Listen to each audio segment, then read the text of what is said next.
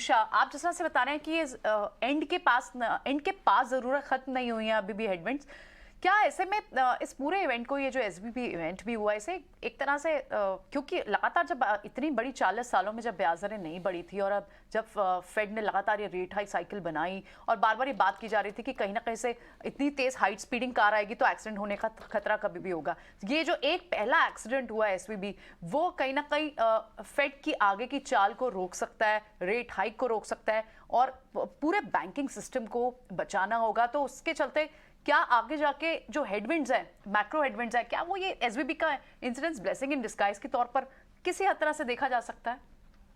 बिल्कुल, तो आप एकदम ठीक आपका प्रोग्नोसिस है कि उस हद तक यू नो अब ये दर्द बढ़ गया है कि एसवीबी के लिक्विडेशन की स्थिति आ गई है और उस तरह से कई सारे बैंक, रीजनल बैंक भी कल यूएस में 40-50% डाउन थे। तो बहुत सिर्फ ये एक बैंक नहीं है, ये बड़ा बैंक था ऑफ कोर्स $200 बिलियन का, बट अदरवाइज बहुत सारे ऐसे बैंक हैं जो काफी तेजी से इंटरेस्ट रेट बढ़ी है, उसकी वजह से उनकी पोर्टफोलियोज के अंदर बहुत बड़े नुकसान हैं और उसकी वजह से एक बड़ा लिक्विडेशन प्ले आउट हो रहा है। तो ये बात एकदम ठीक है कि ये एक सिस्टमिक क्राइसिस के नजरिए से यूएस गवर्नमेंट ने और फेड ने इसको देखा है और उसके लिए रिस्पॉन्ड भी मोर और लेस इस तरह से किया है कि कम से कम एसवीबी को आज एक, आप अगर एसवीबी के डिपॉजिटर हैं तो आप थोड़ा सा रिलीव फील कर रहे हैं कि क्योंकि आपका पैसा सुरक्षित है। लेकिन एक और बात इसमें ध्यान रखने की जरूरत है, जो हिस्टोरिकल स्टैंड पॉइंट से आप अगर कंपेयर करें तो जब जब इस तरह की क्राइसिस होती है तो टिपिकली फेड हो या बहुत सारे सेंट्रल बैंक्स है, वो ट्रक लोड्स ऑफ स्टिमुलस के साथ आते हैं। ना सिर्फ उस पर्टिकुलर बैंक को सेफगार्ड करने की कोशिश करते हैं, बट साथ साथ पूरे सिस्टम को सेफगार्ड करने की कोशिश करते हैं, क्योंकि एसवीबी में तो अभी टीवी पे आया है, लेकिन इन रियलिटी बहुत सारे लोग इसको, बहुत सारे हाउस होल्ड, बहुत सारी कंपनी स्ट्रगल कर रही है हाई इंटरेस्ट रेट की वजह से। तो उसकी वजह से टिपिकल फेड का रिस्पॉन्स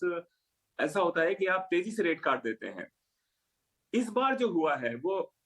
अब हमको ध्यान देने की जरूरत है कि इस बार एक सर्जिकल प्रोसीजर हुआ है जिसके अंदर सिर्फ एक बैंक को प्रोटेक्ट करने के लिए जो जो करना चाहिए था वो किया गया, लेकिन एक जो होलिस्टिक पैकेज जिसको बोलते हैं आता है कि रेट कट आ गया, बड़ा क्यूई अनाउंस हो गया, और कुछ सम काइंड ऑफ बैकस्टॉप आ गया, वो सब नहीं आया है सिस्टम लेवल। तो प्योरली रिस्क मार्केट के पॉइंट ऑफ व्यू से